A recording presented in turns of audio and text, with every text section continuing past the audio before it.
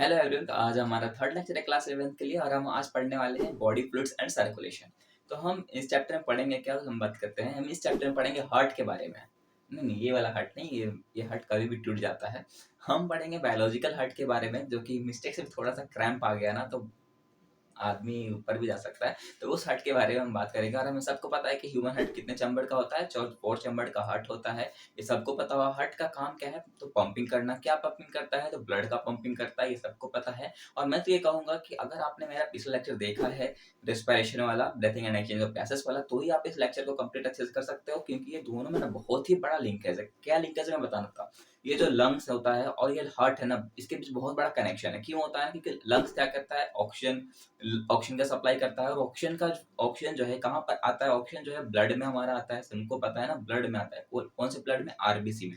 ये तो आपको पता ही होगा कि ब्लड सेल 3 तरह के होते हैं, आरबीसी, डब्ल्यूबीसी और प्लेटलेट्स, है ना। तो ये हमारा जो ऑक्सीजन है वो कहाँ पर आएगा, हमारे ब्लड में आके मिलता है ना। और ब्लड से फिर कहाँ जाएगा, सेल्स में जाएगा, सेल से कहाँ, टिश्यू में जाएगा। तो टिश्यू में जाने के बाद जो है ब्लड, जो हमारा ऑक्सीजन होता है, वहां पर ऑक्सीजन ना रह के वो क्या हो जाता है, वो कार्बन डाइऑक्साइड में बदल जाता है। क्यों बदल रहा है, क्योंकि हमारे अंदर क्या प्रेजेंट है, कार्बन प्रेजेंट होता है, जिसके कारण ऑक्सीजन जो है वो कार्बन के साथ रिएक्ट करके कार्बन डाइऑक्साइड बना लेता है।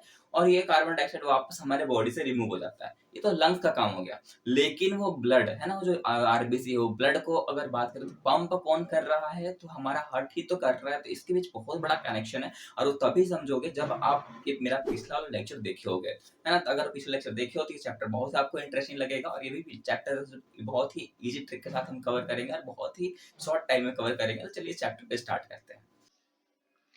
तो इस चैप्टर का तो इंट्रोडक्शन हमने देख लिया है। बहुत ही इंटरेस्टिंग चैप्टर है, बहुत ही मज़ा आने वाला है इस चैप्टर में। तो चलो इस चैप्टर को स्टार्ट करते हैं। सबसे पहले बात करते हैं ब्लड की, है ना।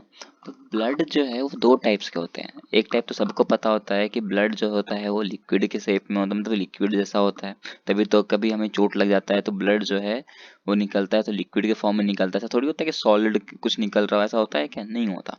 तो लिक्विड ब्लड होता एक्चुअली क्यों है, क्योंकि उसके अंदर प्लाज्मा प्रेजेंट होता है। ठीक है, क्या प्रेजेंट होता है, प्लाज्मा प्रेजेंट होता है। कितना परसेंट, 55%। क्लियर है, 55% प्लाज्मा प्रेजेंट होता है, जिसके कारण ब्लड जो है वो लिक्विड नेचर शो करता है। सॉलिड नेचर इसलिए शो करता है क्योंकि ब्लड में ब्लड के सेल्स प्रेजेंट होते हैं। अब ब्लड सेल सबको पता है क्या क्या होगा, कि आरबीसी होगा, रेड ब्लड सेल, है ना, डब्ल्यूबीसी, व्हाइट ब्लड सेल्स होंगे, और प्लेटलेट्स। ये तीन चीज प्रेजेंट होता है, जिसके कारण हम बोलते हैं कि ब्लड जो है वो सॉलिड के शेप में भी होते हैं। पर ये ज्यादातर लिक्विड के शेप में क्यों होते हैं, तो वो क्योंकि प्लाज्मा जो है वो 55% से प्रेजेंट है, और ये जो आरबीसी होता है वो मात्र 45% के साथ प्रेजेंट होता है। तो ज्यादातर तो हमें प्लाज्मा ही दिख रहा है, इसीलिए ब्लड जो है हमें लिक्विड के फॉर्म में दिखता है ना। तो ये तो पहले ही क्लियर हो गया कि ब्लड जो है वो लिक्विड के फॉर्म में ज्यादातर क्यों होता है। अब बात करते हैं क्या करके, कि सबसे पहले बात करेंगे इस प्लाज्मा की, है ना। प्लाज्मा जो है वो लिक्विड नेचर शो कैसे करता है, क्योंकि प्लाज्मा के अंदर वाटर का कंसंट्रेशन कितना होता है, 90 to 92% होता है। और प्रोटीन भी प्रेजेंट होता है 6 to 7% के साथ। साथ ही साथ मिनरल्स भी प्रेजेंट होता है, और क्लोटिंग फैक्टर भी प्रेजेंट होता है, जिसके कारण जो है प्लाज्मा का नेचर कैसा होता है, लिक्विड होता है। अब आते हैं डब्ल्यूबीसी। डब्ल्यूबीसी क्या है, एक सेल है ना। सेल है, साथ ही साथ ये कैसा होता है, ये कलरलेस होता है ना, इसलिए तो कहते हैं इसे व्हाइट।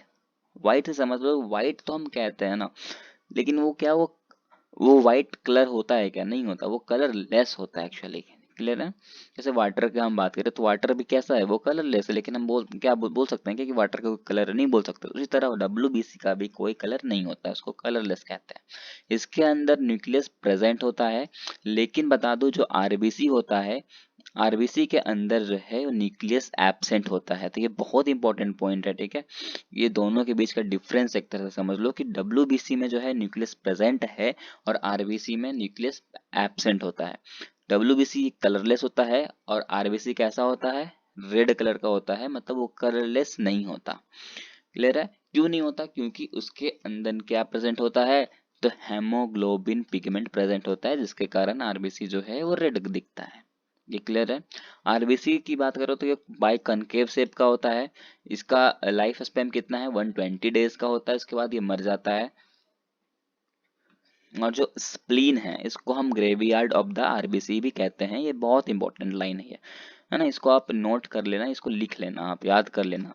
ये बहुत इंपॉर्टेंट है कि स्प्लीन को हम ग्रेवेट ऑफ आरबीसी कहते हैं। ये नीट में भी पूछा गया क्वेश्चन है और आपके बोर्ड एग्जाम में भी, तो ये आपको याद होना ही चाहिए। चलो वापस आते हैं डब्ल्यूबीसी की ओर। तो डब्ल्यूबीसी भी जो होता है वो दो टाइप्स के होते हैं। कौन कौन से? पहला है ग्रेनुलोसाइट, दूसरा है ए ग्रेनुलोसाइट। क्लियर है? ग्रेनुलोसाइट और ए ग्रेनुलोसाइट। अब ग्रेनुलोसाइट में के अंदर आता है न्यूट्रोफिल, बेसोफिल और एसिडोफिल बोलो या तो फिर आइसोनोफिल बोलो, बात एक ही है ना।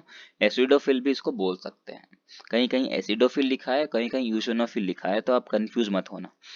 दूसरी अब आते हैं ए ग्रेनुलोसाइट में। तो ए ग्रेनुलोसाइट के अंदर आता है मोनोसाइट और लिम्फोसाइट। अभी तक बहुत कंफ्यूजन हो रहा होगा ये ग्रेनुलोसाइट क्या है, ए ग्रेनुलोसाइट क्या है ना। कुछ तो कुछ इंटरेस्टिंग हो जाए इसके अंदर। तो ये जो न्यूट्रोफिल है और ये जो मोनोसाइट है ना, न्यूट्रोफिल और मोनोसाइट को हम कहते हैं फेगोसिटिक।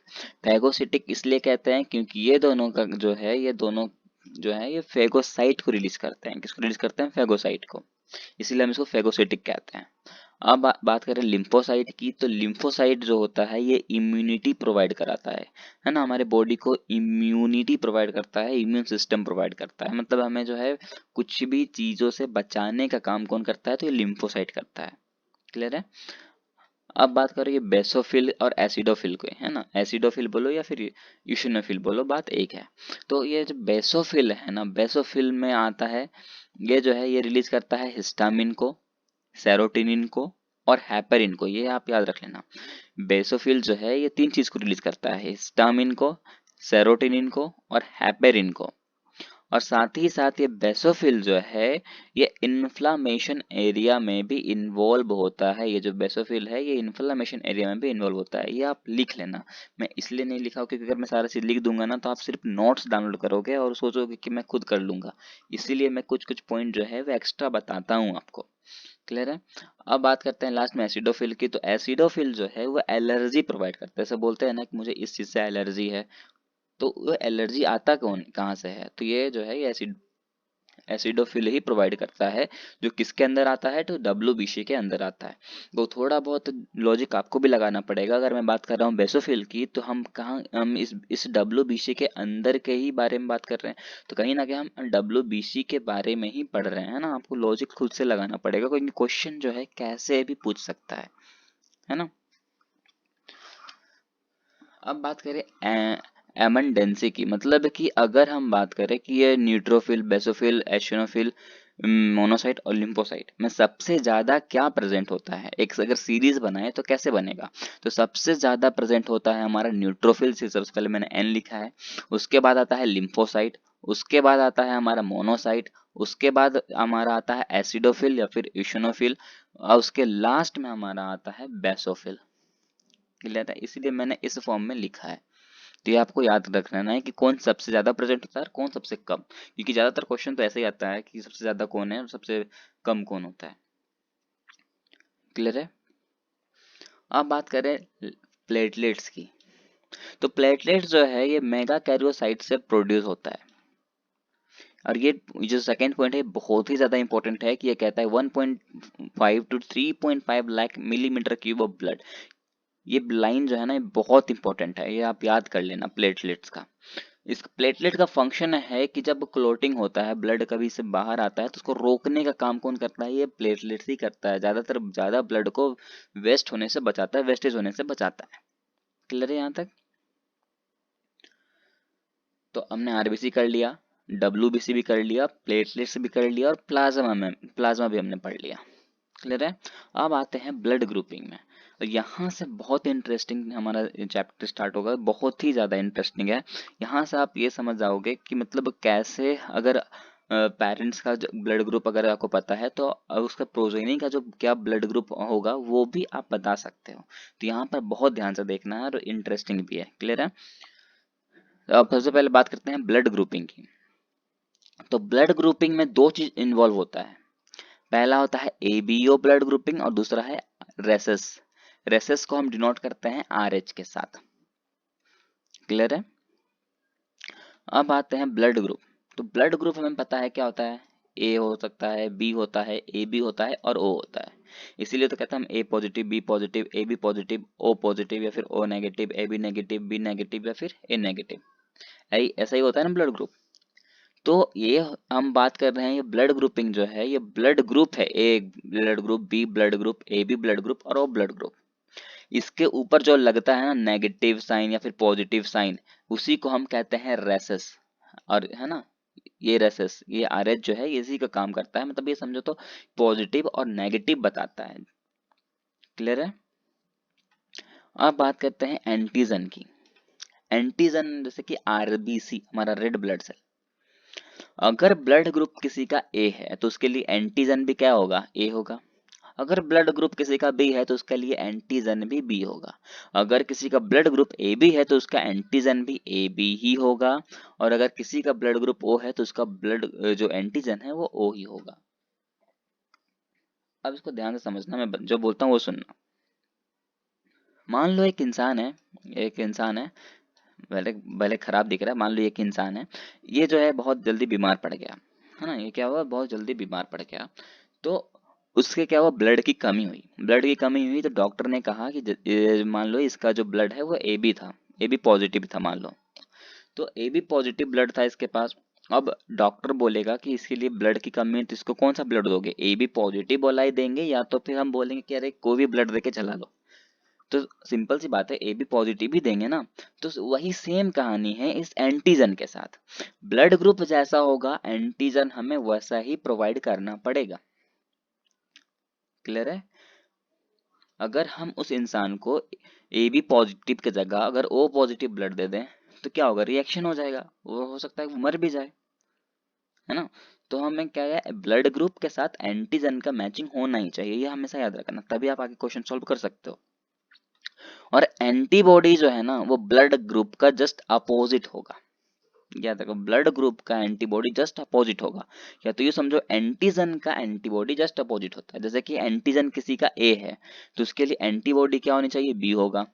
अगर किसी का एंटीजन बी है तो उसके लिए एंटीबॉडी ए हो जाएगा। किसी का एंटीबॉडी अगर एंटीजन ए बी है तो उसके लिए एंटीबॉडी ओ हो जाएगा। और किसी के लिए अगर एंटीजन ओ है तो उसके लिए एंटीबॉडी ए लगेगा।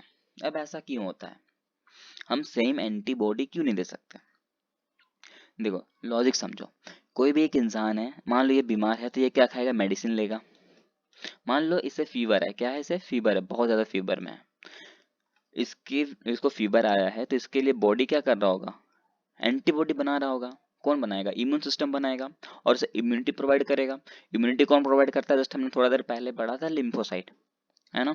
तो वो उसने इम्यूनिटी इम्यूनिटी दिया, पर हो सकता है उसने उतना इम्यूनिटी नहीं बना पाया जितना उस इंसान को ठीक करने के लिए चाहिए। तो ये क्या करेगा, ये इंसान जो है आगे जाके मेडिसिन खाएगा, ठीक होने के लिए क्या करेगा, मेडिसिन खाएगा। तो मेडिसिन में क्या है, एंटीबॉडी प्रेजेंट होता है। जैसे कि मान लो उसे प्रॉब्लम है, उसे कोई बीमारी हुई है, मान लो उसके लिए ए उसे एंटीजन चाहिए था, क्या चाहिए था उसे, ए एंटीजन चाहिए था। लेकिन हमें क्या चाहिए, उसके लिए एंटीबॉडी बनाना है, तो एंटीबॉडी उसे हम क्या देंगे, बी देंगे, ताकि क्या हो, ये जाए इसके साथ तो ये देखेगा कि अरे यार ये तो दूसरा कोई है, मतलब एंटीजन ए वाला तो क्या सोचेगा कि ये एंटीजन बी आ गया है, मतलब ये तो दूसरा कोई है, इसको तो हमें मारना पड़ेगा। उसको मारने के लिए क्या करेगा, बॉडी जो है बहुत ही ज्यादा एंटीबॉडी खुद से बनाएगा, है ना, बहुत ही ज्यादा एंटीबॉडी बनाना शुरू करेगा। तो जैसे ही ये एंटीबॉडी बनाता है तो क्या होता है, ये जो बी जो आया था, जो बी एंटीबॉडी बन के आया था उसको क्या कर देगा, मार देगा। अब इसको जैसे मारेगा तो एंटीबॉडी, इसका जो एंटीजन ए था वो ज्यादा फैल जाएगा। अब ज्यादा फैलेगा तो सिंपल सी बात है कि इंसान क्या हो जाएगा, ठीक हो जाएगा। मतलब कि हम दवा खाते हैं ना, उससे ठीक नहीं होते, हमारा बॉडी जो है वो क्या करता है, उसके लिए एंटीबॉडी बनाना शुरू करता है, जिसके कारण ठीक हो जाते हैं। इसीलिए हमें ज्यादा मेडिसिन भी नहीं खाना चाहिए, क्योंकि वो भी हमारे लिए क्या हो जाता है, हार्मफुल हो सकता है। क्लियर है। अब बात करते हैं रेसस की, है ना। तो रेसस में क्या, रेसस की हमने बात पहले ही कर चुका था। तो आर एच को डिनोट करते हैं। अगर आर एच पॉजिटिव है इसका मतलब आर एच प्रेजेंट है, मतलब कि हो सकता है कि ए बी पॉजिटिव हो, ए पॉजिटिव हो, ओ पॉजिटिव हो, है ना। अगर आर एच नेगेटिव है इसका मतलब आर एच एबसेंट है, और हो सकता है वो ए बी नेगेटिव हो, ओ नेगेटिव हो, ए नेगेटिव हो। क्लियर है। और इस चैप्टर में बताएं तो सबसे ज्यादा क्वेश्चन अगर आपको पूछा जाता है तो ये इस टॉपिक से आता है, इरिथ्रोब्लास्टोसिस फिटालिसिस से, क्योंकि इसमें ही आपको कंफ्यूज कर देगा कि क्वेश्चन थोड़ा घुमा के पूछेगा। और ये क्वेश्चन जो है इससे ज्यादातर नीट जो है वो क्वेश्चन पूछते हैं। बोर्ड्स के लिए भी क्वेश्चन आता है, पर ज्यादातर ये क्वेश्चन अब यहाँ तक ही पूछेगा आपसे। हो सकता है जो बोर्ड की प्रिपरेशन कर रहे हैं उससे पूछेगा क्वेश्चन, हो सकता है कि ब्लड ग्रुपिंग, अगर ये ब्लड ग्रुपिंग कितने टाइप का होता है, अगर मान लो किसी का ब्लड ग्रुप अगर ए है तो उसके लिए कौन सा एंटीबॉडी यूज होगा, हो सकता है उसके लिए कौन सा एंटीजन यूज होगा, अगर किसी का एंटीजन बी है तो उसके लिए कौन सा एंटीबॉडी यूज होगा। तो इस तरह के क्वेश्चन आते हैं बोर्ड के लिए, जो कि बहुत ही ईजी होता है, लेकिन थोड़े जो नीट के लिए प्रिपरेशन करते हैं उसे थोड़ा सा डिफिकल्ट होता है। तो उसको डिफिकल्ट बनाने के लिए ये टॉपिक जो है बहुत अच्छे से हेल्प करता है। एक्चुअली ये टॉपिक बहुत ही ईजी है। चलो ईजी वे में से इसको पढ़ेंगे, है ना। अब इस टॉपिक का नाम है इरिथ्रोब्लास्टोसिस फिटालिसिस। इस टॉपिक में कहना क्या चाहता है पहले वो देखते हैं। तो इरिथ्रोब्लास्टोसिस का मतलब क्या होता है, एक एक वर्ड को तोड़ो। इरिथ्रोसाइट्स का मतलब होता है आरबीसी, है ना, मतलब आरबीसी के अंदर, है ना। इरिथ्रोब्लास्टोसिस का मतलब क्या होगा, आरबीसी के अंदर। और फीटलिसिस का मतलब होता है फीटस के अंदर। फीटस के अंदर मतलब फीटस कहाँ होता है, तो फीटस जहां पर बेबी रहता है ना, जहां बेबी का डेवलपमेंट होता है। अगर आपने मेरा रिप्रोडक्शन वाला चैप्टर देखा है तो आप बहुत ही इजी से समझ जाओगे, है ना। तो हम इस ये जो टॉपिक है वो क्या कहना चाह रहा है कि ये जो फीटस है, फीटस के अंदर जो बेबी है ना, फीटस के अंदर जो बेबी है उसके आरबीसी में जो चेंजेस होगा, है ना, जो चेंजेस होगा वो हम इसमें देखेंगे। तो चलो क्या चेंजेस होगा वो देखते हैं। देखो जैसे कि एक मेल है और एक फीमेल बॉडी है ना, एक मेल बॉडी है और एक फीमेल बॉडी है। दोनों ने क्या किया है, शादी किया है, मैरिड है दोनों, है ना। मेल के अंदर जो है वो आर एच पॉजिटिव है, मतलब हो सकता है कोई भी एंड जो होगा ए बी पॉजिटिव होगा या ए पॉजिटिव हो सकता है। मान लेते हैं ये ए पॉजिटिव है, क्या मानते हैं कि ये जो मेल है वो ए पॉजिटिव है, ठीक है। अब ये जो फीमेल है ये आर एच नेगेटिव है, नेगेटिव है मतलब मान लेते हैं कि ये ए नेगेटिव होगा, हो सकता है, मान लो ये ए नेगेटिव है। अब ये दोनों के बीच क्या हुई है, मैटिंग हुई है ना। मैटिंग हुई है मतलब कि क्या है, फर्टिलाइजेशन का प्रोसेस हुआ है।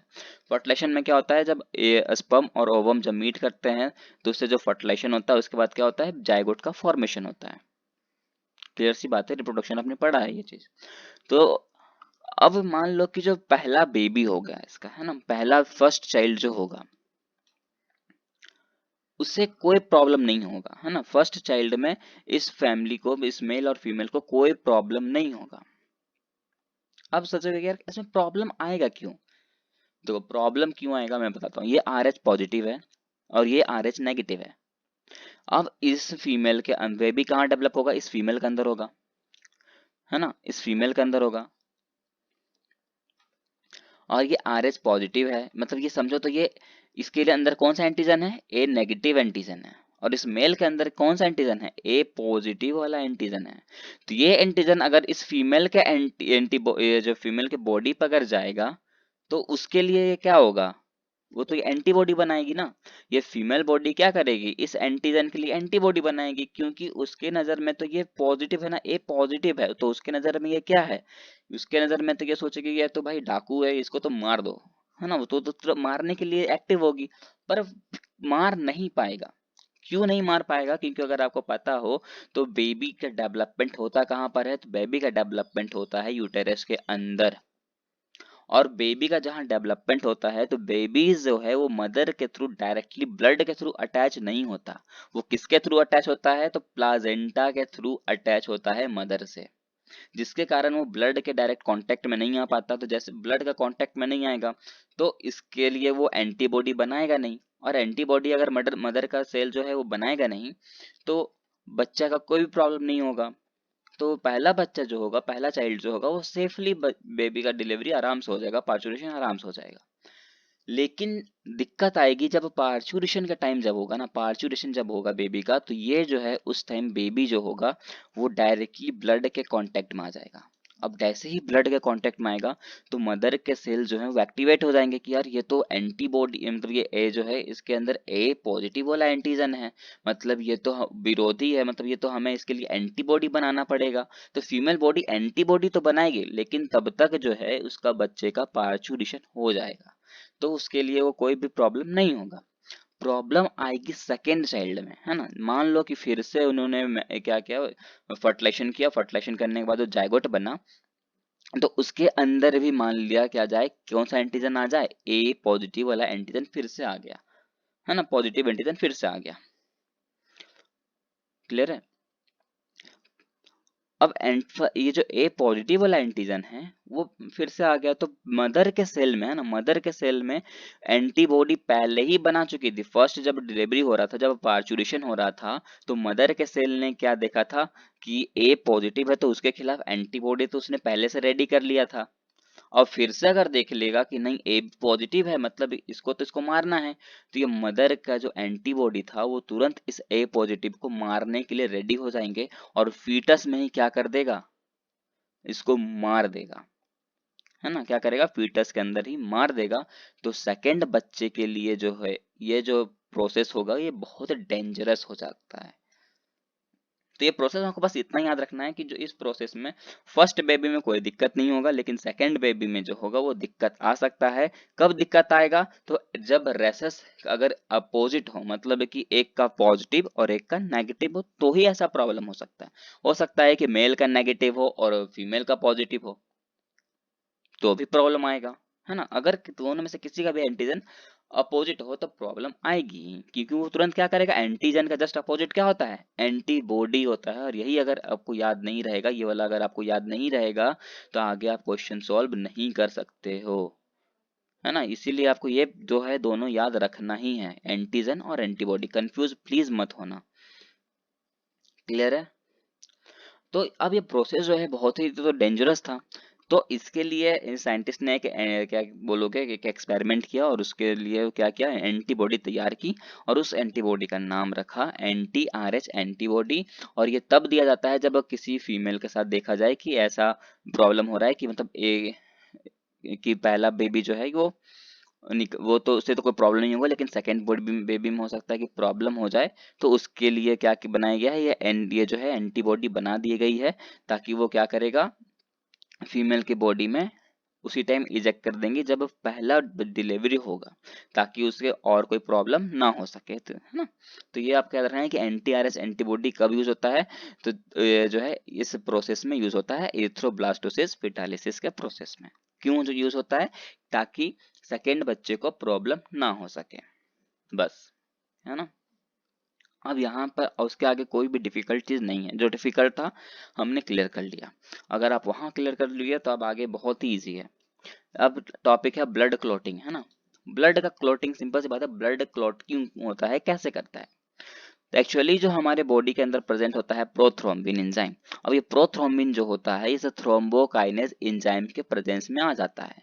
तो इस थ्रोम्बोकाइनेज के प्रेजेंस में आते ही ये थ्रोम्बिन किसमें, ये जो प्रोथ्रोम्बिन था वो डायरेक्टली कन्वर्ट किसमें हो जाता है, इस थ्रोम्बिन में कन्वर्ट हो जाता है। क्लियर है। और ये थ्रोम्बिन जो है, इस थ्रोम्बिन के प्रेजेंस में जब ये फिब्रिनोजेन आ जाता है, मेरी बात सुनना, जब ये थ्रोम्बिन जो है, थ्रोम्बिन के प्रेजेंस में ये जो फिब्रिनोजेन आता है, तो ये कन्वर्ट कर देता है फिब्रिन में। और फिब्रिन जो है ये क्लॉटिंग फैक्टर का काम करता है, जिसके कारण ब्लड का क्लॉट हो जाता है, कोएगुलेशन होता है। क्लियर है। अब आगे लिम्फ की बात करो,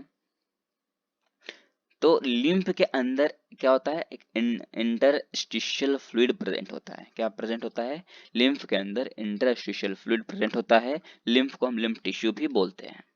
अब आते हैं, ये जो लिम्फ होता है ये भी कलरलेस होता है।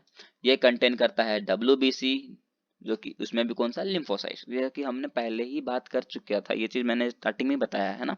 और WBC में क्या होता है, लिम्फोसाइट होता है। लिम्फोसाइट क्या करता है, तो क्या करता है, इम्यूनिटी प्रोवाइड करता है ना, जो हमने पहले ही देखा है।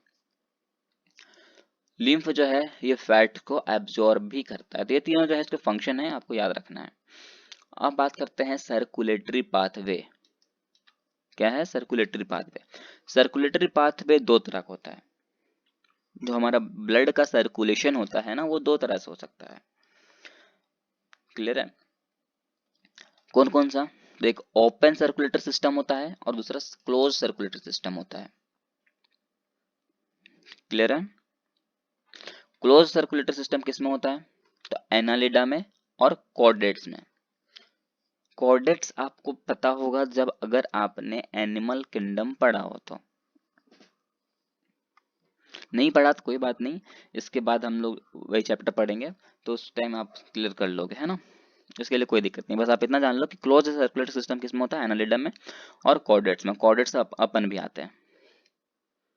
क्लियर है? ओपन सर्कुलेटर सिस्टम होता है मोलस्का में और अर्थोपोडा में। तो कुछ इस तरह का होता है सर्कुलेटर सिस्टम। यहाँ पर बहुत पेचीदा लग रहा होगा ना, समझ नहीं आ रहा होगा कि यार कैसे करना है। कोई बात नहीं, इसके लिए मैंने डायग्राम बनाया है, डायग्राम के व्यू से हम अपने क्लियर कर लेंगे, है ना? इस डायग्राम को छोड़ देते हैं। अब बात करते हैं हार्ट। हार्ट सभी ने पढ़ा होगा। हार्ट को देख करते इमेजिन कुछ इस तरह का करते हैं ना अपन, है ना? कुछ इस तरह का हार्ट अपन इमेजिन कर लेते हैं कि आओ क्या हार्ट है, इस तरह का होता है ना? लेकिन ऐसा हार्ट होता नहीं है। ये हार्ट कुछ इस तरह का होता है और बहुत ही अजीब टाइप का दिखता है। इसको देख के कोई फीलिंग भी नहीं आता है ना, पर कोई बात नहीं, इसको देख के ही फील करना है आपको, बायोलॉजी स्टूडेंट हो, है ना? तो हार्ट जो होता है वो तीन तरह का होते हैं, 2 चैम्बर्ड हार्ट, 3 चैम्बर्ड हार्ट और 4 चैम्बर्ड हार्ट। अगर 2 चैम्बर्ड हार्ट है तो उसके अंदर एक आर्टरी प्रेजेंट होगा और एक वेन प्रेजेंट होगा, जो कि होता है फिश के अंदर। क्लियर है? अगर 3 चैम्बर्ड हार्ट है तो 2 आर्टरी होगा, एक वैन होगा, जैसे कि इसका एग्जांपल है एम्फीबियन और रेप्टाइल, ये दोनों में 3 चैम्बर्ड हार्ट आते हैं। 4 चैम्बर्ड हार्ट, 4 चैम्बर्ड हार्ट किसमें होता है? तो 4 चैम्बर्ड हार्ट के लिए बता दें कि इसके लिए 2 आर्टरी हो गए और 2 वैन होगा। क्लियर है? अब 4 चैम्बर्ड हार्ट होता है किसमें है? तो बर्ड्स में होता है, मैमल्स में होता है और क्रोकोडाइल होता है। ये एक्सेप्शनल केस है क्रोकोडाइल वाला, याद रखना है आपको, है ना? तो एक एक करके पढ़ते हैं। सबसे पहले बात करते हैं 2 चैम्बर्ड हार्ट की, फिशेस की। पर उससे पहले ये फ्लो को समझ लो, है ना? मैंने तो एक्चुअली पिछले चैप्टर में ही बता दिया था, breathing and exchange of gases में ही, पर फिर से मैं बता देता हूँ क्योंकि अगर आपको याद नहीं रहेगा ना तो आप बाद में फिर आगे नहीं समझोगे। देखो, लंग्स से हमने क्या करते हैं, ऑक्सीजन लेते हैं। तो ऑक्सीजन जो है ना, सबसे पहले कहाँ जाता है? राइट एट्रियम में जाता है। हमारे केस में जाता है राइट एट्रियम में जाता है। राइट एट्रियम से राइट वेंट्रिकल की ओर जाएगा और राइट वेंट्रिकल से फिर कहाँ जाएगा? टिश्यू के पास जाएगा और टिश्यू से फिर जाता है सेल में, है ना? टिश्यू से फिर कहाँ जाएगा? हमारे बॉडी पार्ट में जाता है, पूरा सेल तक पहुंच जाता है ऑक्सीजन। क्लियर है? अब फिर सेल से क्या फिर कहाँ जाएगा? तो लेफ्ट एट्रियम में जाएगा, लेफ्ट एट्रियम से लेफ्ट वेंट्रिकल में जाएगा, लेफ्ट वेंट्रिकल से फिर लंग्स में जाएगा और वहां से फिर CO2 बन के बाहर आ जाता है। मतलब कि हमारे अंदर ऑक्सीजनेटेड ब्लड भी होता है और डीऑक्सीजनेटेड ब्लड भी होता है। ऑक्सीजनेटेड ब्लड कहाँ तक होगा? जब तक वो टिश्यू से सेल तक पहुंच रहा है तब तक हमारे ब्लड के अंदर जो भी डिपोजिशन होगा वो सिर्फ ऑक्सीजन का होगा, मतलब कि वो ऑक्सीजनेटेड ब्लड कहलाएगा। लेकिन जैसे ही सेल से फिर लेफ्ट एट्रियम की ओर जाता है तो सेल बोलता है कि मैं तुम्हें, इस ऑक्सीजन को बोलता है कि मैं तुम्हें अकेले जाने नहीं दूंगा, मैं तुम्हें कार्बन जो है वो फ्री में दूंगा। तो ये ऑक्सीजन बोलता है ठीक है तुम दे दो हमको, कोई दिक्कत नहीं है। तो ये जो है सेल क्या करता है, इस ऑक्सीजन के साथ क्या कर देता है? कार्बन को फ्री दे देता है। तो क्या हो जाएगा? CO2 बन जाता है। O2 से क्या बन, सी ले लिया तो क्या बन जाएगा? CO2 बन जाएगा। तो ये कार्बन डाइऑक्साइड फिर डिपॉजिट किस में हो रहा है? फिर ब्लड में ही तो हो रहा है। तो इसीलिए इस ब्लड को हम कहते हैं डीऑक्सीजनेटेड ब्लड। और ये CO2 जो है फिर जो है लंग्स के थ्रू जाके बाहर निकल जाता है। तो हम जब ऑक्सीजन लेते हैं उसको कहते हैं इंस्पायरेशन, और जब ऑक्सीजन को CO2 को बाहर रिलीज करते हैं उसको कहते हैं एक्सपायरेशन। ये आपको याद रहना चाहिए। मैंने आपको ये इसलिए बताया ये चार्ट क्योंकि ये बहुत ज़रूरी था, बहुत इम्पोर्टेंट था। इम्पोर्टेंट इसलिए था क्योंकि मेरे को आपको ये बताना था कि ये जो हार्ट होता है ये एक लंग्स से अटैच होता है और हार्ट का काम है पंपिंग करना। पंपिंग करता है, उससे क्या होता है? ब्लड जो है सभी जगह पहुंच जाता है। ब्लड पहुंच तो भी जाता है, साथ ही साथ ये ब्लड में ऑक्सीजन का डिपोजिशन भी करवाता है और CO2 को रिलीज करवाने में हेल्प भी करवाता है। ये चीज़ आपको समझाना था। तो ये लंग्स जो है, लंग्स से जो है सांस कौन लेते हैं? हम लोग लेते हैं, हम इंसान लेते हैं, सिंपल सी बात है। तो ये लंग्स हमारा क्या है? रेस्पिरेटरी ऑर्गन है ना? तो हो सकता है कि कोई दूसरे ऑर्गेनिज्म का दूसरा ऑर्गेनिज्म का दूसरा रिस्पिरेटरी ऑर्गन होगा। हो सकता है फिश जो है, वो फिश के पास तो लंग्स होता नहीं है, तो कैसे, इसका मतलब ये तो नहीं ना कि वो सांस नहीं लेते। वो सांस लेते हैं, उसके पास क्या प्रेजेंट होता है? गिल्स होता है। तो ये आपको समझाना था मेरे को कि हार्ट जो है वो लंग्स से अटैच होता है, इसका मतलब रिस्पिरेटरी ऑर्गन से अटैच होता है। क्लियर है? अब हम आते हैं इस हार्ट के में, है ना? तो हार्ट जो है वो मैंने पहले क्या कहा, 2 चैम्बर हार्ट भी होता है, 3 चैम्बर हार्ट भी होता है, 4 चैम्बर हार्ट भी होता है। सबसे पहले बात करते हैं ये 2 चैम्बर हार्ट की, वो जो कि फिश का है। फिश का कुछ इस तरह का कंडीशन होता है, वो सांस किससे लेती है? गिल्स से लेती है। तो मान लो ये जो हार्ट है, ये हार्ट किससे अटैच होगा? इस गिल्स से, यहाँ पर गिल्स है, उससे अटैच होता है ना? तो ये गिल्स है, ये लाइन को समझना आप, गिल्स है ना? तो ये गिल्स से क्या किया, ये इसने सांस लिया, मतलब ऑक्सीजन को इनहेल किया, है ना? ऑक्सीजन को क्या किया इसने? इनहेल किया, बॉडी के अंदर लाया, बॉडी को अंदर डिपोजिशन किया, ब्लड के अंदर क्या किया? डिपोजिशन किया, ऑक्सीजन ब्लड लाया। और ये ऑक्सीजन ब्लड कहाँ तक आएगा? इस कैपिलरी तक लाएगा, है ना? इस कैपिलरी तक ऑक्सीजन ब्लड था।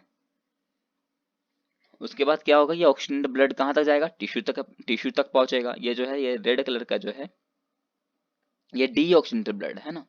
ये डीऑक्सीजनेटेड ब्लड है। तो ये यहाँ पर क्या हुआ, यहाँ तक लाया इसने यहाँ पर टिश्यू पास गया, टिश्यू से फिर सेल तक पहुंचेगा ब्लड।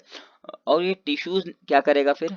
टिश्यू तो पहले बोल दिया था ना, टिश्यू का कहना है कि तुम अगर ऑक्सीजन लेकर के आओगे तो मैं तो तुम्हें कार्बन दे के ही छोड़ूंगा।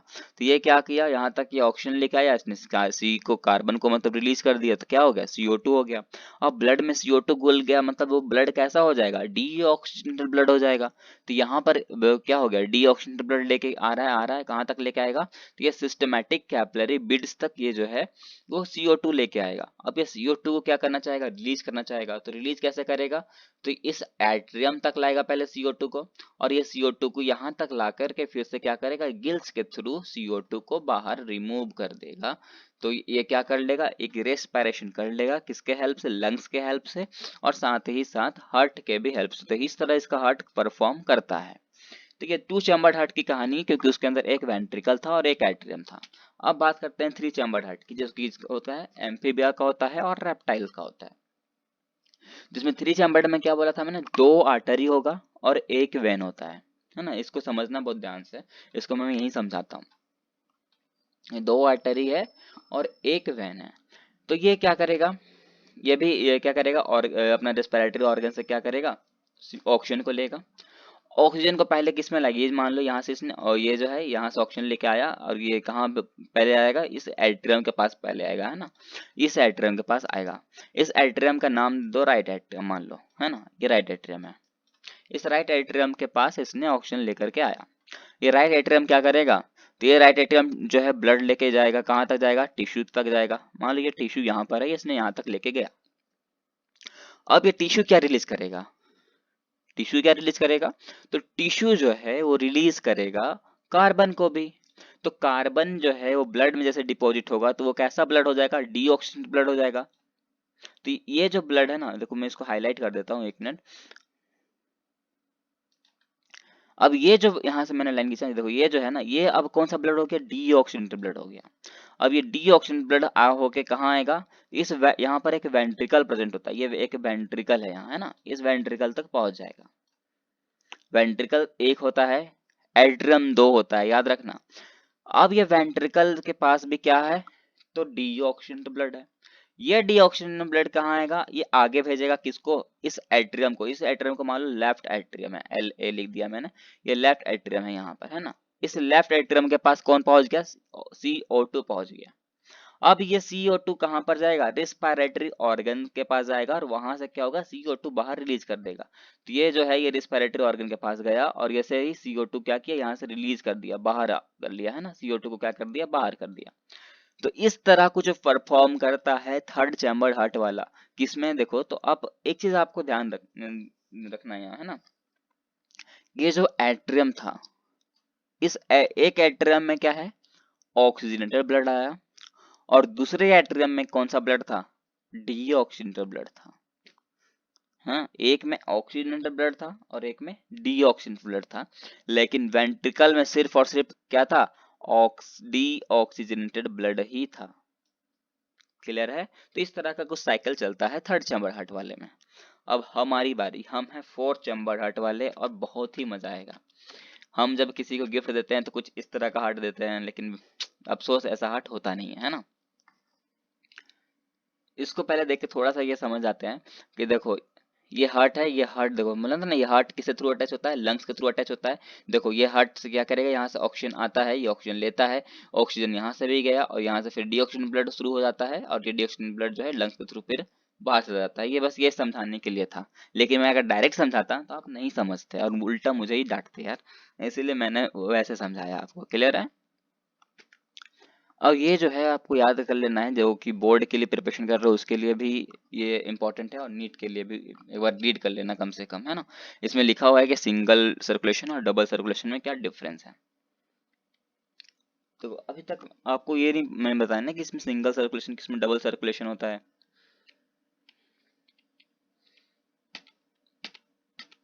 देखो इसमें सर्कुलेशन एक बार होता है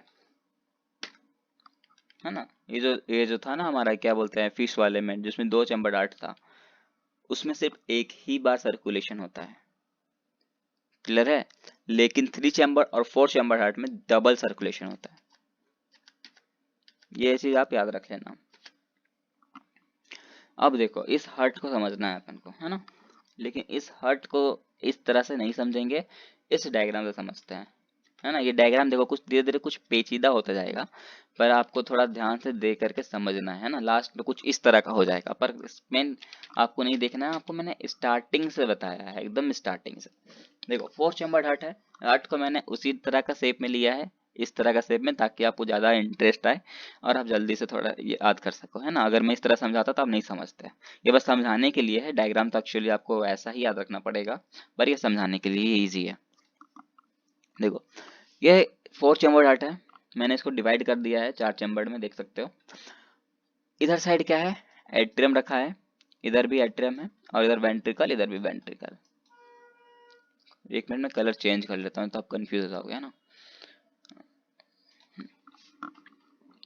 तो ये राइट एट्रियम, इधर देखो ये राइट साइड है, राइट साइड कैसे बोलोगे यार, ये तो लेफ्ट है।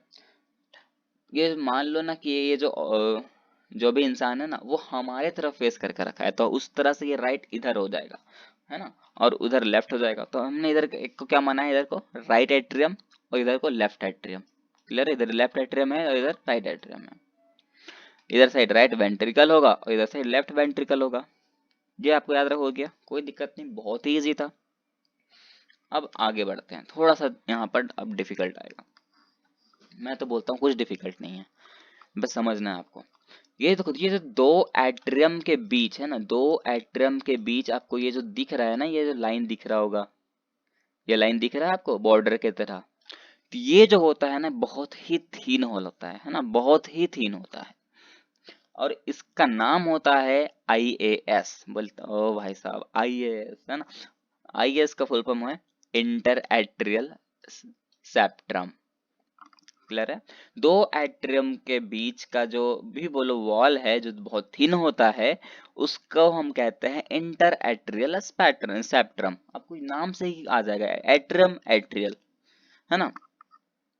अब यहाँ पर देखो दो वेंट्रिकल के बीच में भी एक लाइन प्रेजेंट है ना, एक वॉल की तरह, बॉर्डर की तरह। लेकिन ये जो होता है बहुत ही थिक होता है, इसको कहते हैं IVS, मतलब कि इंटर वेंटिकुलर सेप्ट्रम। ये भी बहुत इजी था, है कि नहीं, ये भी नाम याद हो गया होगा, इंटर वेंटिकुलर सेप्ट्रम। वेंट्रिकल्स है तो वेंटिकुलर, एट्रियम है तो एट्रियल।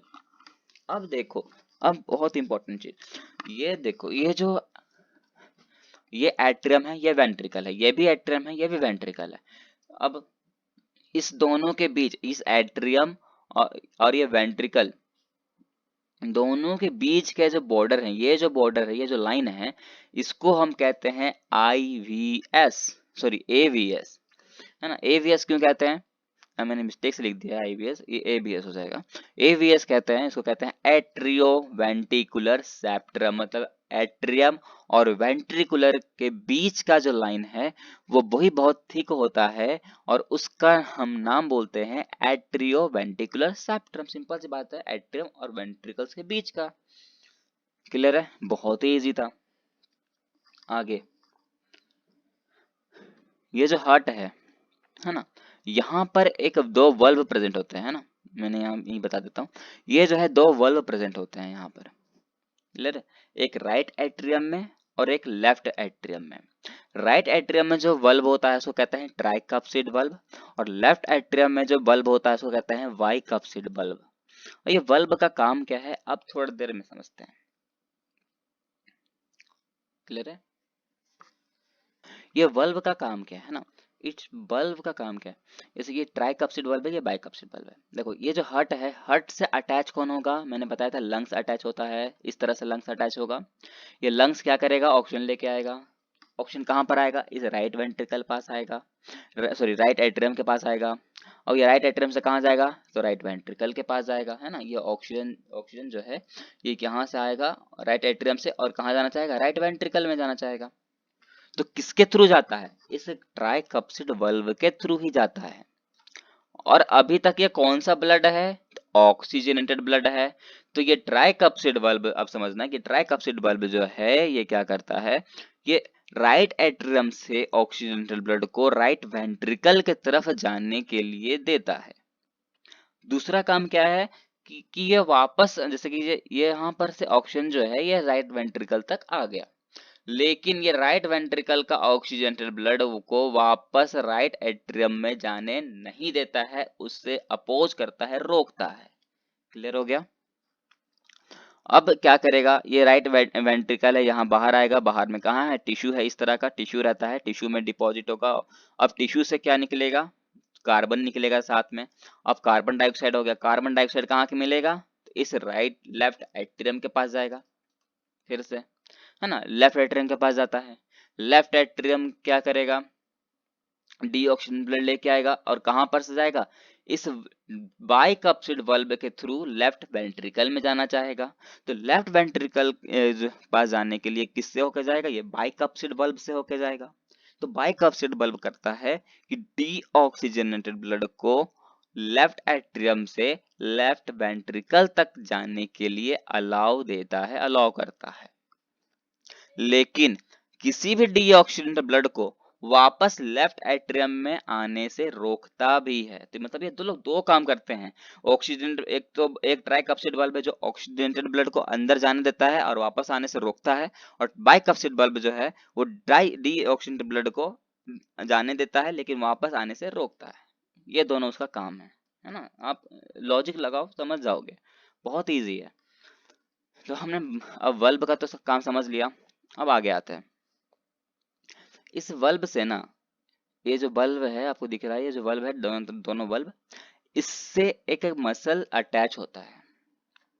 उस मसल का नाम है कॉर्डी टेंडी मसल, है ना। कौन सा मसल, कॉर्डी टेंडी मसल, जो कि कनेक्टिव टिश्यू से मिलकर के बनते हैं। याद रखना किससे बनते हैं, कनेक्टिव टिश्यू से मिलकर के बनते हैं। और ये कॉर्डी टेंडी मसल्स जो होता है ये आगे जाकर के इस पैपिलरी मसल से अटैच होता है। ये जो दिख रहा है आपका बॉर्डर, है ना, इसी तरह बॉर्डर जो है इसी को कहते हैं पैपिलरी मसल, और ये कार्डी टेंडी मसल इस पैपिलरी मसल से जाकर के अटैच होता है। और अटैच होता क्यों है, ताकि ये अपनी तरफ खींचे, है ना। ये क्या करेगा, ये जो कॉर्डी टेंडी मसल है ना, ये पोटेंसी प्रोवाइड करता है ताकि ये खींचे हार्ट को, क्या करे, पंप करे। खींचेगा क्यों, ताकि पंप करे हार्ट, पंप करेगा तभी तो यह ब्लड जो है सर्कुलेशन करेगा ना, इसलिए क्या करता है, खींचने का काम करता है। यहाँ तक क्लियर है, यहाँ तक तो पूरा क्लियर है ना। बस बस बस आगे चलो, धीरे धीरे चलेंगे, कोई दिक्कत नहीं है। मैंने कुछ छोड़ा तो नहीं, हाँ एक चीज मैंने छोड़ दिया था। ये जो ट्राइकप्सिड बल्ब होता है ना, ये फ्लैप लाइक स्ट्रक्चर होता है, ये इंपॉर्टेंट है ना। ट्राइकप्सिड बल्ब जो है फ्लैप लाइक स्ट्रक्चर होता है, याद रख लेना।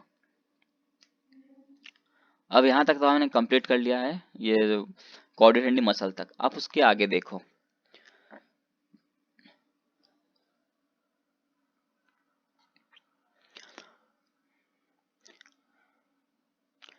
ये जो हार्ट है ना, हार्ट के बाहर एक टिश्यू प्रेजेंट होता है ना। हार्ट के बाहर क्या होता है, एक टिश्यू प्रेजेंट होता है जिसको हम कहते हैं नोडल टिश्यू। क्या नाम है, नोडल टिश्यू।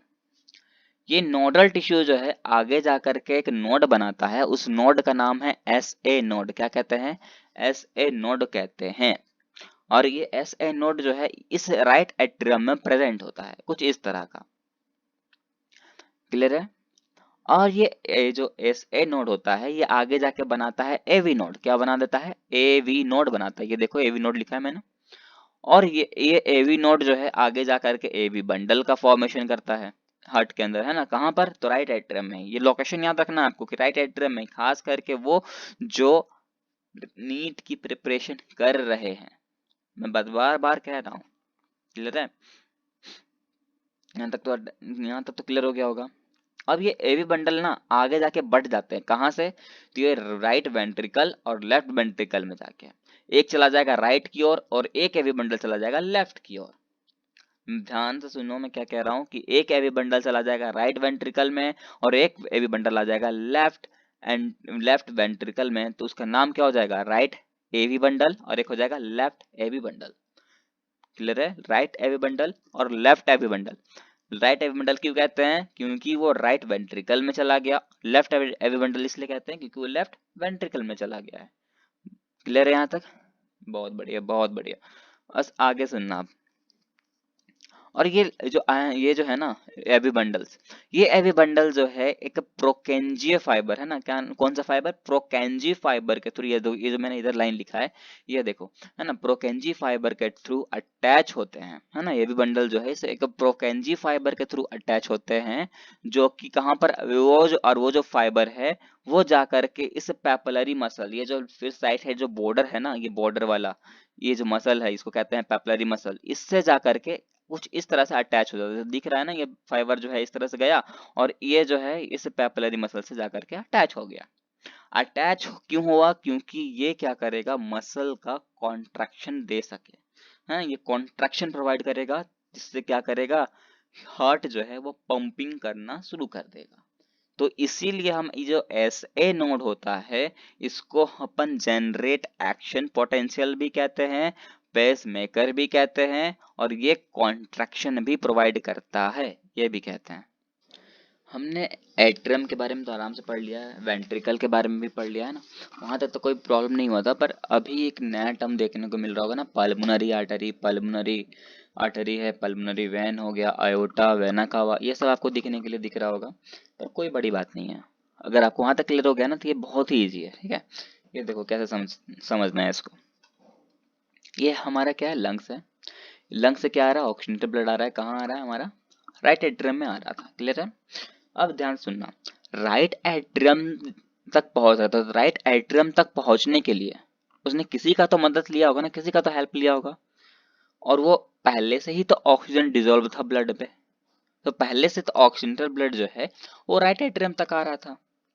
तो राइट एट्रियम तक जो ऑक्सीजनेटेड ब्लड हमारे बॉडी पास आ रहा था, है ना, जो आ रहा था वो किसके थ्रू आता है, तो पाल्मुनरी आर्टरी के थ्रू ही आता है। मतलब पाल्मुनरी आर्टरी के थ्रू आता है और कहाँ मिलता है, राइट एट्रियम में मिलता है।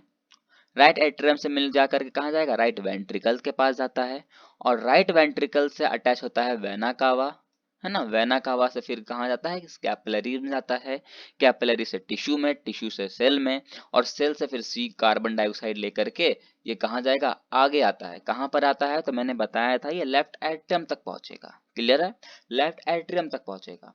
पर लेफ्ट एट्रियम तक जाने से पहले वो किससे होकर के जाता है, तो लेफ्ट एट्रियम से पहले ये एओर्टा के पास जाएगा। क्लियर है, किसके पास जाएगा, एओर्टा के पास जाएगा, है ना। और उसके बाद क्या करेगा, ये एओर्टा से ऊपर की तरफ तो जाएगा ब्लड लेकर के, कहाँ, लेफ्ट एट्रियम के पास। लेफ्ट एट्रियम से फिर होकर के कहाँ जाएगा, ये पल्मोनरी आर्टरी लिख दिया है, एक्चुअली यहाँ पल्मोनरी वैन होना चाहिए। तो इस पल्मोनरी वैन से फिर कहाँ चला जाएगा, लंग्स में फिर चला जाएगा। और इस तरह से फिर यहाँ से CO2 लंग्स से क्या निकलेगा, CO2 रिलीज होकर बाहर इमिट हो जाएगा, बाहर चला जाएगा, है ना। तो इस तरह का कुछ चार्ट था एक्चुअली, जो अब पूरा चार्ट जो है वो पूरा कंप्लीट हो गया है अपना, है ना। क्लियर है। अब आगे आते हैं, देखो हार्ट जो है पंपिंग करता है, पंपिंग करता है तो हमें आवाज भी तो आता है। कैसा आवाज आता है? धक धक की आवाज आती है, सब सिंपल की बात है, हाँ सही बात है, धक धक की आवाज आती है। तो वो जो साउंड है ना, जो हमको हम धक धक कहते हैं, वो एक्चुअली कैसा साउंड होता है? वो लब और डब होता है। कैसा होता है? लब और डब। प्यार वाला लब नहीं, LUB वाला लब, है ना। ये लब का साउंड आता है इस कप्सिड बल्ब के थ्रू। याद करो हमने बोला था ना दो तरह के बल्ब होते हैं, तो बाई कप्सिड और ट्राई कप्सिड, दोनों को मिला दो तो क्या बनेगा? कप्सिड बनेगा। दोनों को हम क्या कहेंगे? कप्सिड बल्ब ही कहते हैं। तो उस कप्सिड बल्ब के थ्रू एक साउंड आता है, उसको कहते हैं लब। और एक होता है सेमी ल्यूनर बल्ब, है ना। सेमी ल्यूनर बल्ब के कारण डब साउंड जो है वो सुनाई देता है। ये बहुत इंपॉर्टेंट है नीट के रिगार्डिंग भी और बोर्ड के रिगार्डिंग भी। ये चैप्टर एक्चुअली ना अगर बोलो तो इसमें ज्यादा चीज इंपॉर्टेंट चीज तो नहीं है, बस दो चीज इंपॉर्टेंट था। जो पहला था हमने देख लिया था, कौन सा? इरिथ्रोब्लास्टोसिस फेटालिसिस। और ये दूसरा है ये इस हार्ट को समझना।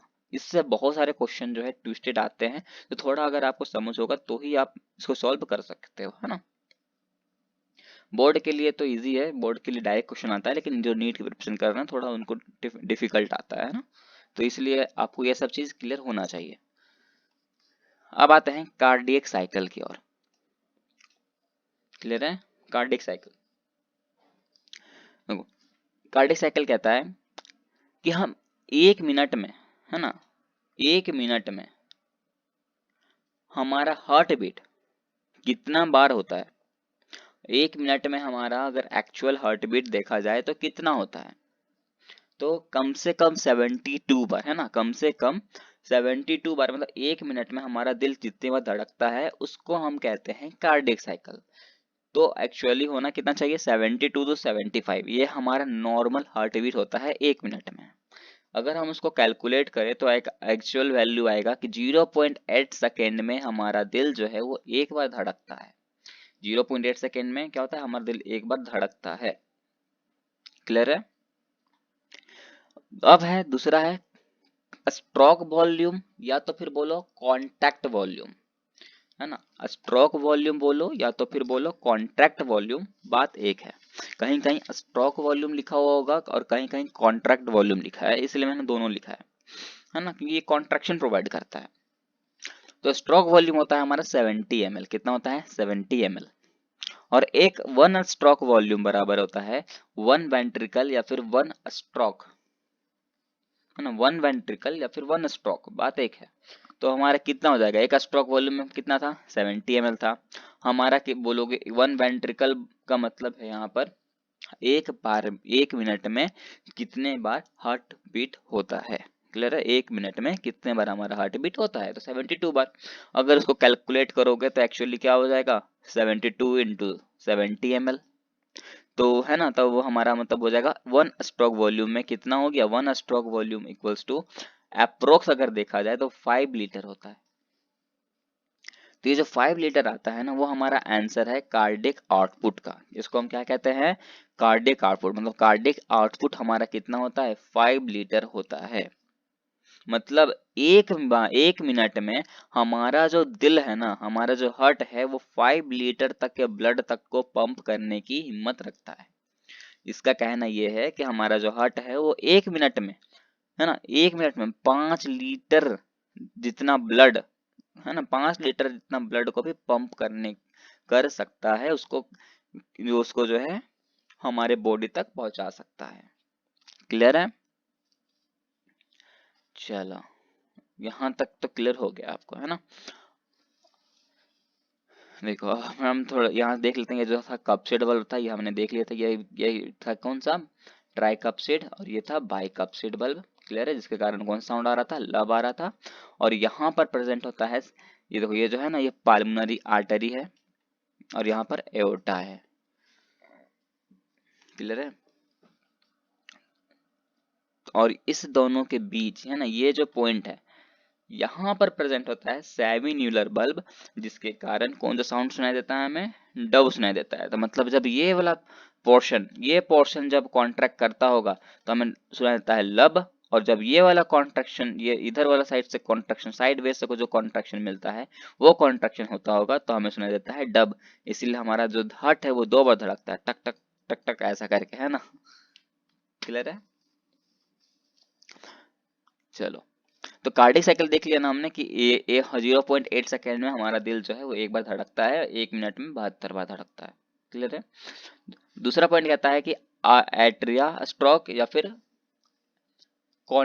स्ट्रोक बोलो या फिर कॉन्ट्रैक्ट बोलो, बात एक है ना। तो एट्रिया कॉन्ट्रैक्ट अगर बात किया जाए तो एट्रिया कॉन्ट्रैक्ट कहता है कि ये जो कार्डियक साइकिल है, ध्यान सुनना है ना, ये जो कार्डियक साइकिल में कितना सेकंड है, 0.8 सेकंड है ना, उसमें दो कार्डियक साइकिल है तो मतलब क्या क्या हो रहा है, उसमें दोनों का रोल है, एट्रिया का भी तो रोल है और वेंट्रिकल का भी रोल है ना।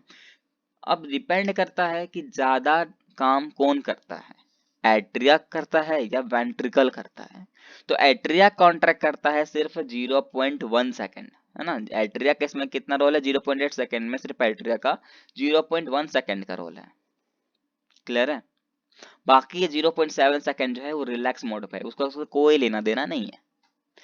वेंट्रिकल स्ट्रोक की बात करो तो वेंट्रिकल का जो है वो 0.3 सेकेंड जो है ये दिल को धड़काने का काम करता है और इसके लिए 0.5 सेकेंड जो है वो रिलैक्स है। अगर दोनों को मिलाओ एट्रिया और वेंट्रिकल का तो कितना होगा, 0.4 सेकेंड। मतलब कि ये जो है हार्ट को धड़काने का काम सिर्फ 0.4 सेकेंड तक ही करता है।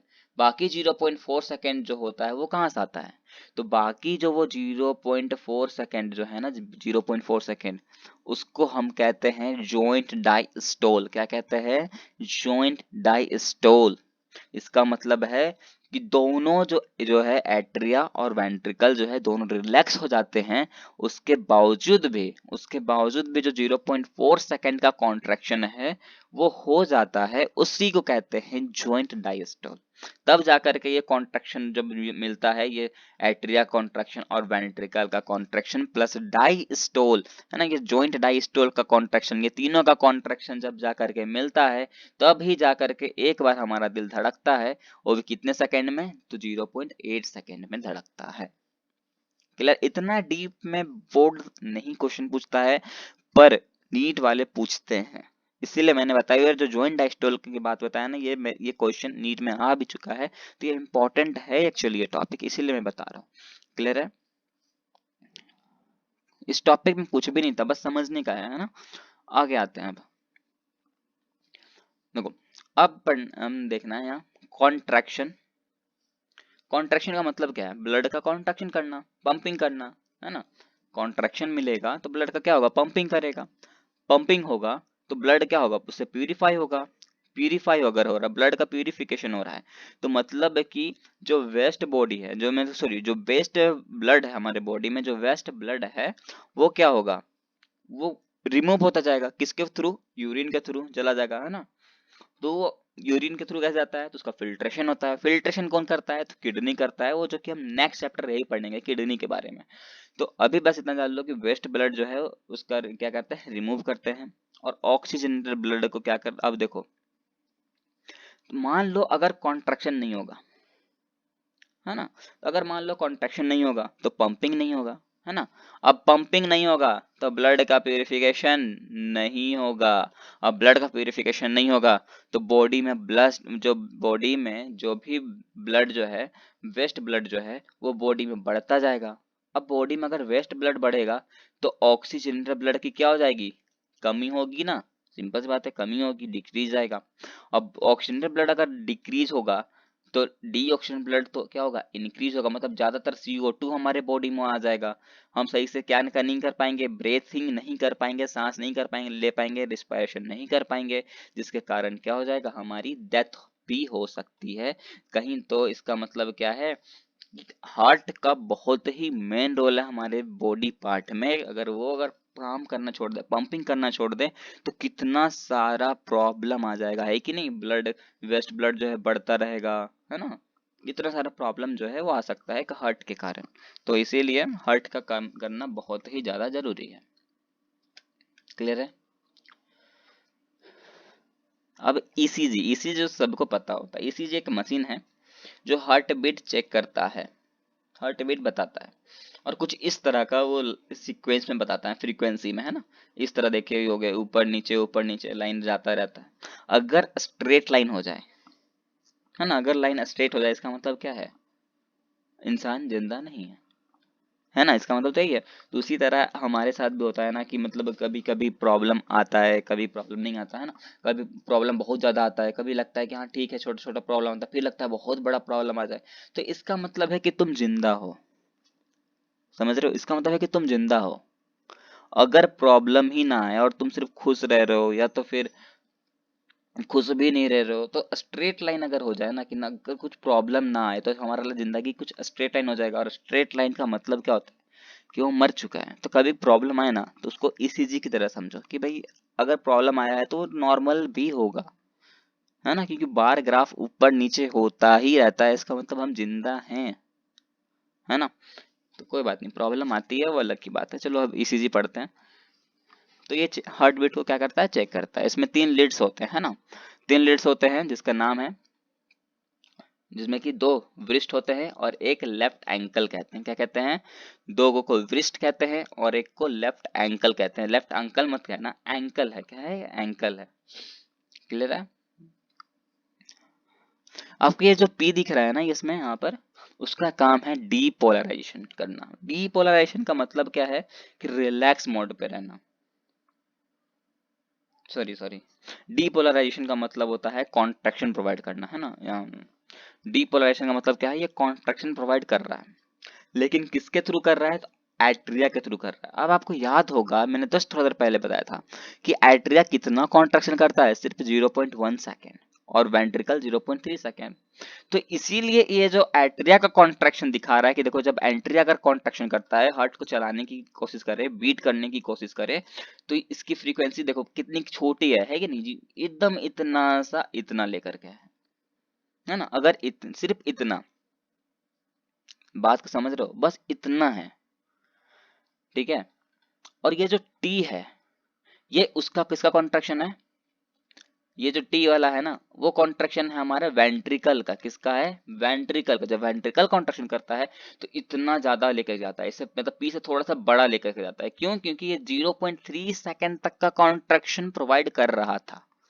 लेकिन अगर दोनों कॉन्ट्रैक्शन करेगा, अगर एट्रिया भी कॉन्ट्रैक्शन प्रोवाइड करे, और जो एट्रिया भी और वेंट्रिकल भी कॉन्ट्रैक्शन प्रोवाइड करता है, तो हमारा जो फ्रीक्वेंसी है कुछ इस तरह होता है। देखो इतना बड़ा, है ना, ये जो है दोनों, इसका मतलब है कि दोनों जो है, एट्रिया और वेंट्रिकल दोनों जो है, वो हेल्प कर रहा है कि ये कॉन्ट्रैक्शन प्रोवाइड करे।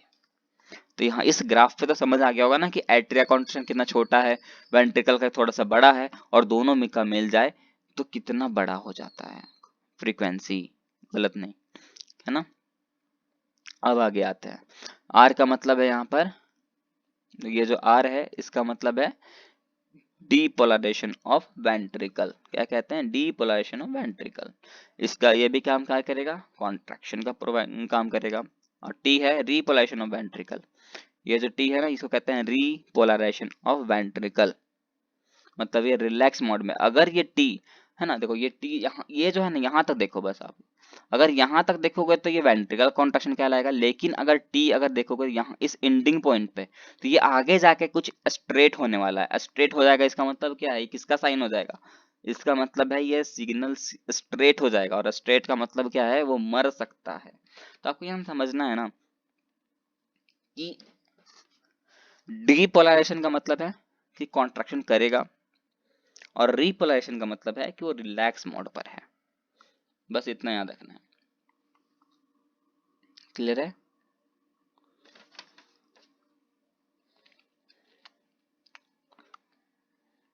ये तो क्लियर हो गया ना।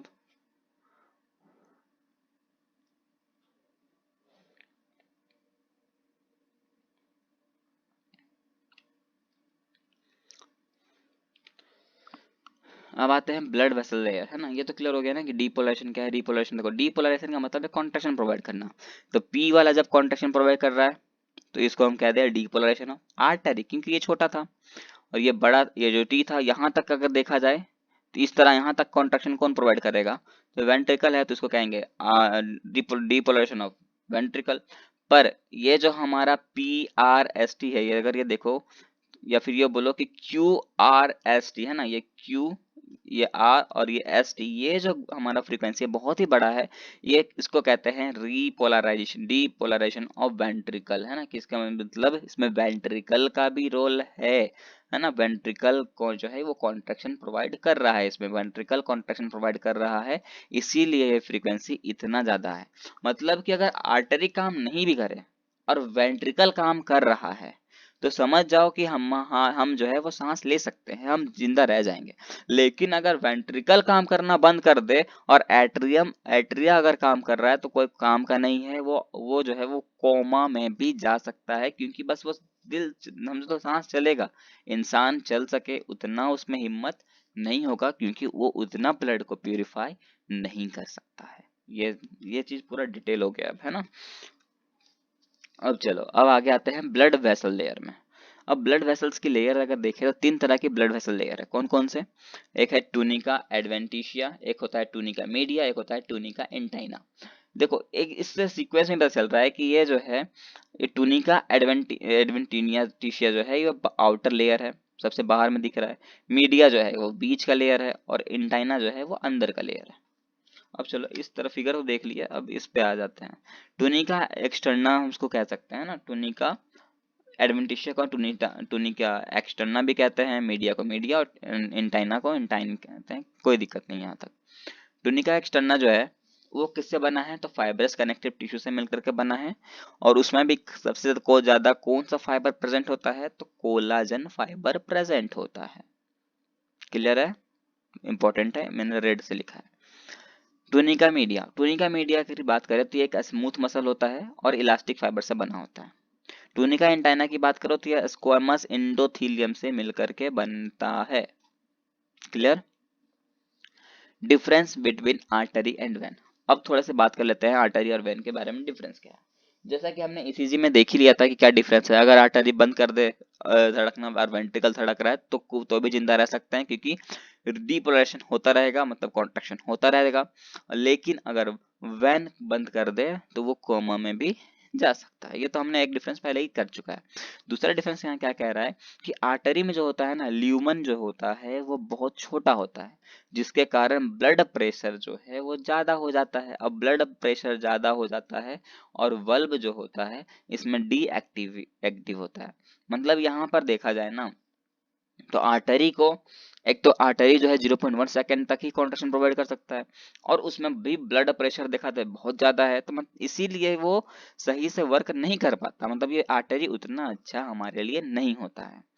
दूसरी बात, अब वैन में देखा जाए तो ल्यूमन जो होता है वो बहुत ही बड़ा होता है।